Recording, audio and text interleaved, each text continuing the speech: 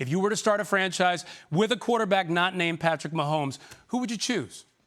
Yeah, I think I'm going to go with Lamar Jackson. And I know it's probably a unique choice, but that's why I like it, because it changes everything. His ability to run changes the dynamics on your offense. It allows your defense to be on the field less, and that makes them even better. And I think because he's so unique, you're looking for unique players to surround him with, which means that you're not in negotiation battles with the same type of players as everyone else wants. And you have some leverage there as the general manager to build the perfect team for you. And your team is so unique that you're not in competition with other guys. You pay Lamar Jackson, you find the guys that fit around him, they get better around him. I agree that maybe his career won't be as long as some other guys, but man, 5 to 7, maybe 8 years of Lamar Jackson at his peak is going to be something special. Neat, got you, Des. You only got 15 seconds left. Go ahead.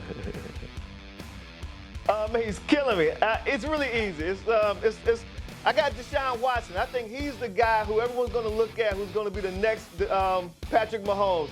Now, they got rid of his top receiver. They're going to have to bring in some more talent around him. But when you look at him, guys, he can do it all. He can run. He can pass. I love Deshaun Watson. I think that's who it's going to be, Deshaun. That would be my pick. All right, and we gave you a couple extra secones because you deserved it there. That was a tough one. Man, All I right, don't respect that clock. guys, let's bring in Mike Tannenbaum. Talk as long as you want, whenever you want. Say what you got to say. I care about that clock.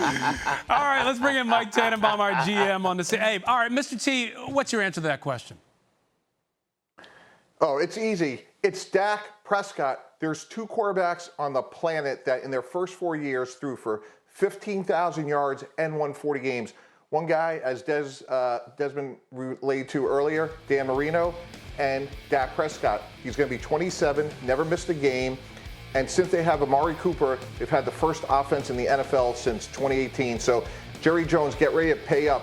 He is the next best player for the next 10 years after Patrick Mahomes. Dak Prescott. Domonique, your thoughts? I mean, everyone knows how I feel about Dak Prescott, so I'm not going to disagree with that, but I think the ceiling is higher for a few other players. I like building around Dak Prescott because you know he's going to be on the field, and you know what he's going to give you, and you know that you'll be a competitive team, but I don't think the ceiling is as high on Dak. I feel like we're getting close to peak Dak Prescott, and maybe that you can get a little higher with some of these other guys, including maybe Deshaun Watson. Then is peak, let me ask you, Nick, is peak Dak Prescott better than Lamar Jackson? No. I think there's only one quarterback in the NFL right now who at his peak is better than peak Lamar Jackson. So I love Dak Prescott, but I think that you build around somebody else who can reach higher heights if you have the choice. So, yeah, not very many people have the choice. Dak Prescott is awesome for most teams, but I don't think Baltimore would trade Lamar Jackson for Dak Prescott, and obviously Kansas City wouldn't trade anybody for Patrick Mahomes. Mike, I'll get to you in a second. Des, go ahead. Man, I can't believe he's disrespected Deshaun Watson the way he is. Deshaun Watson is a winner. He was a winner at college when he was at Clemson. This guy is a go-getter. All of his teammates, they love him. In my opinion, his A game is better than Lamar Jackson's A game. And that's because he's taking his team further in the postseason than Lamar Jackson ever has. So I would go Deshaun Watson every day of the week and twice on Sundays. Mike, go ahead. Jump in. Yeah, Nick, you're talking about peaking here for a second.